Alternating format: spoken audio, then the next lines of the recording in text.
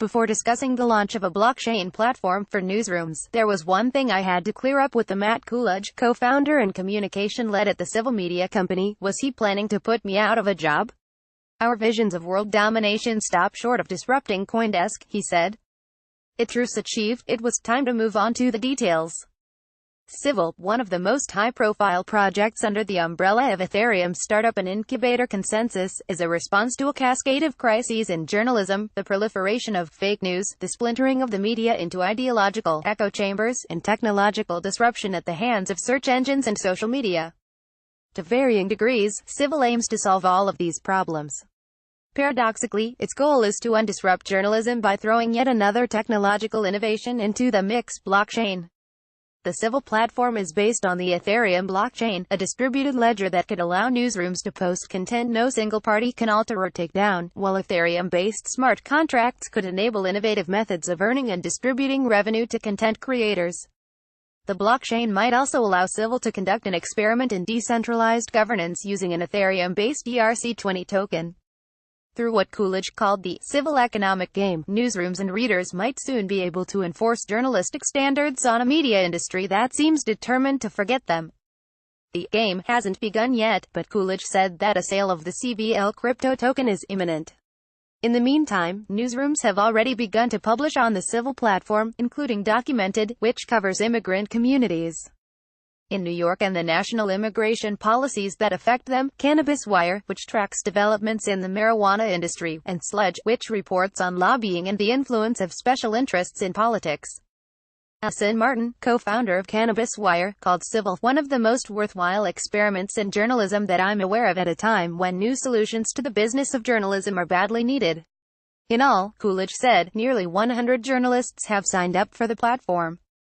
Permanent and uncensorable. To understand how Civil plans on changing journalism, it's helpful to understand the main feature of the Ethereum blockchain that the project plans to take advantage of. The Ethereum blockchain is not located in one place or controlled by one party but instead, stored and simultaneously updated across a large, distributed network of computers.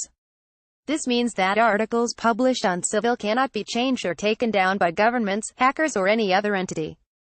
Journalists who have launched newsrooms on Civil are particularly excited about this aspect.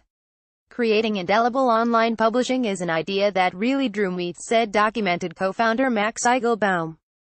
David Moore, co-founder of Sludge, had similar things to say, contending that Ethereum censorship resistance is terrific for readers in countries that have even more actively oppressive speech restrictions and government surveillance than the U.S.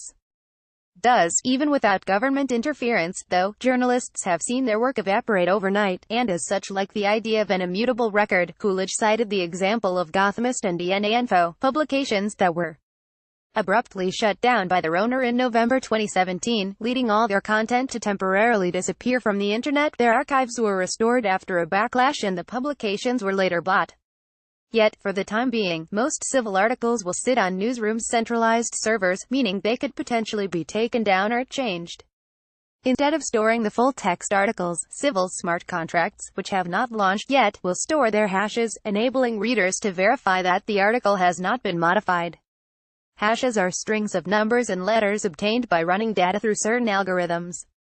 A given set of data will always yield the same hash, but if even one letter of the original data is changed, the hash will come out completely different. Dan Kinsley, co-founder and engineering lead at Civil, described this approach as a way to set us up in the future for decentralized file storage, perhaps using the Interplanetary File System (IPFS). For especially high-value or sensitive content, though, newsrooms could store full-text articles directly on Ethereum smart contracts today, but they'll have to pay higher network fees to the miners who maintain the blockchain. New rev models Ethereum smart contracts, which enable programs to be executed on the blockchain by means of publicly visible code, could change the way newsrooms monetize as well. Readers, for instance, could subscribe to publications through smart contracts or pay per article, whatever model a newsroom chooses. And these payments could not be blocked by governments or anyone else. Revenues could also be distributed in newer, more complex ways through smart contracts. There's many participants in getting a story to print, Kinsley said, naming editors, fact-checkers, reporters, photographers and producers of other articles cited by that story. He continued, "One of our goals is to allow the value to trickle down to all of the participants in this value chain through licensing and content attribution and having that all on the blockchain. So if one piece of content goes viral, how can you bring some of that value down to the photographer that took that original photo and licensed it in your article?" For now, Kinsley said, these innovations are a ways off, but he noted, that's something we are keenly interested in solving.